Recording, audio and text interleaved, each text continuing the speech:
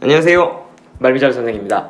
자, 오늘은 리트 중에서 추리 논증에 대한 소개해드리도록 하겠습니다. 자, 추리 논증은 말 그대로 추리 능력과 논증 능력을 측정하기 위한 시험입니다. 추리 논증은 40문제 그리고 125분 보는 시험이고요. 그리고 추리와 논증 두 영역을 시험을 보게 돼 있는데요. 추리 영역이 55% 정도, 논증 능력이 45% 정도 차지를 하는 시험입니다.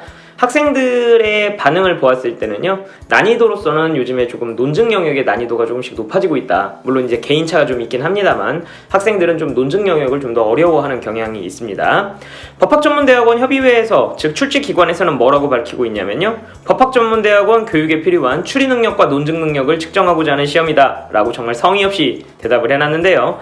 그거보다 더 중요한 건 이겁니다. 그 앞에 이런 말이 붙어 있거든요. 구독, 좋아요 눌렀나요?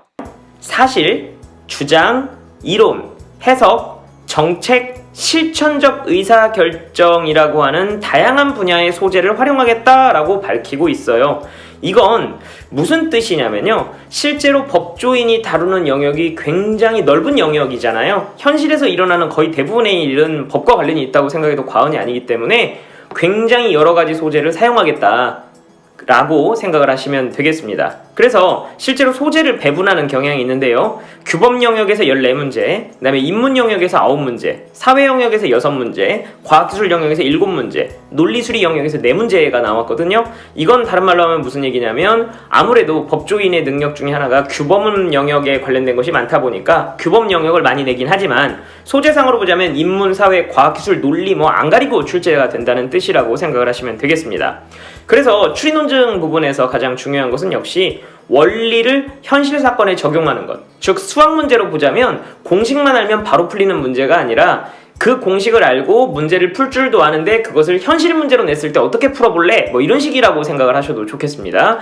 예를 들어 보자면 x는 얼마고 y는 얼마인데 그렇다면 z값은 얼마냐? 이런 식의 시험 문제라기보다는 뭐에 가깝냐면 그냥 여러분들한테 이런 문제를 내고 있는 거예요. 자, 빌딩이 서 있다. 그런데 이 빌딩을 여기서 쳐다봤다. 여기에서 이 빌딩을 쳐다보았을 때 각도가 이만큼인데 높이는 얼마냐? 이런 식으로 해서 응용 문제가 나오고 있다라고 생각을 하시면 간단하겠습니다.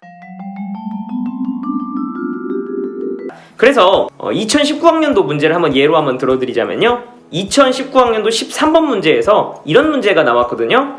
뭘 주었냐면 원리상으로요, 비행기준이라고 하는 걸 주었어요. 예를 들어보자면 여러분들 무인항공기 요즘에, 즉 드론 같은 것들이 많이 이제 나타나고 있잖아요. 그래서 거기에 관련된 규정들이 생길 수밖에 없거든요. 예를 들어보자면 공항 인근 몇백 미터 이내에서는 날릴 수 없다, 비행 금지 구역에서는 날릴 수 없다, 이런 식으로 돼 있을 거 아니에요. 그래서 그 규정을 하나 만들어 준 겁니다. 가상의 규정이라고 생각하셔도 좋아요. 그래서 문제가 뭐였냐면 신고도 안 하고 승인도 안 해도 되는 경우는 무엇이냐 이렇게 물어봤어요. 다른 말로 보자면 신고 기준이 있고 승인 기준이 있고 그 두 가지를 모두 만족하는 경우가 있고, 이런 식으로 생각을 하실 수가 있겠죠. 그래서 경우의 수를 4개를 줬습니다. 기역, 니은, 디귿, 리을 이렇게 해가지고 4개의 사례를 주고 그 사례가 신고와 승인이 필요한 경우냐 필요하지 않은 경우냐 그걸 나눠봐라, 이런 식의 문제들이 되는 거거든요. 그래서 이런 식으로 문제를 냈습니다. 자체 중량 120kg의 공군 무인 비행기가 있는데 비행장 내에서 고도 100m 이내로 군수물자 수송에 쓰는 경우는 승인과 신고가 모두 필요하겠느냐 필요하지 않겠느냐, 이런 식으로 이제 질문을 하는 거죠.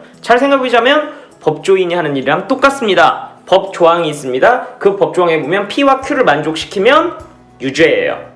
그런데 여러분들에게 현실 사건이 온 거예요. A라고 하는 사람이 B를 갖다가 폭행한 겁니다. 어떤 특정한 경우에요. 자, 그러면 A와 B라고 하는 것들을 P와 Q라고 하는 그 논리를 만족시킨 거냐 만족시키지 않은 거냐, 그걸 적용해가지고 유죄다 무죄다를 판별하는 게 법조인의 능력이죠. 그래서 이러한 능력들을 측정하는 것이 추리 논증이라고 생각하시면 되겠습니다. 마찬가지로 추리 논증 시험도 표준 점수를 제공합니다. 그리고 백분율을 제공하거든요. 이것은 무슨 뜻이냐면, 다시 강조합니다만 여러분들 자신의 실력과 관계없이 내 주변에 있는 다른 사람들의 실력이 어떻게 되느냐가 중요한 시험이란 뜻이죠. 그래서 표준 점수라고 하는 건 기본적으로 석차의 개념에 가깝다라고 생각을 하셔도 좋습니다. 그래서 학생들이 보통 자기가 시험을 보고 나서 올해 시험이 어려웠다 그래가지고 포기하는 경우가 꽤 많이 있거든요. 중요한 건 여기 있습니다. 내가 어려웠다면 누구도 어려웠다? 다른 사람도 어려웠다. 라고 생각을 하시면 좋겠습니다. 자, 추리 논증에 대한 간단한 소개해드렸는데요. 추리 논증에 관련된 다른 구체적인 내용들은 메가로스쿨 홈페이지 들어가 보시면 저희 교수님들이 더 상세한 내용들 준비해 놓은 것들이 있으니까요. 그것들을 좀 더 확인해 보시면 구체적인 내용들을 확인하실 수 있을 겁니다. 오늘은 여기까지 추리 논증 소개해드렸습니다. 다음 시간에 뵙겠습니다. 감사합니다. 말미잘들 이제 공부하세요.